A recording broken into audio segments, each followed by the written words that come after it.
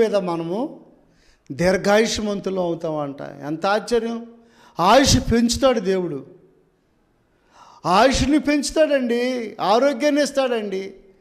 తల్లిని తండ్రిని సన్మానించేవాడు భూమి మీద దీర్ఘాయుష్మంతుడు అవుతాడు. యేసుప్రభు కూడా ఆజ్ఞలో ఒక ఆజ్ఞ, నీ తల్లిని నీ తండ్రిని సన్మానించు.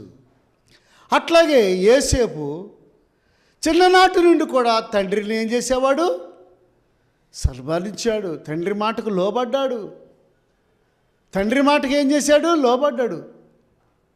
అందుకే యోసేపు దీవించబడ్డాడు.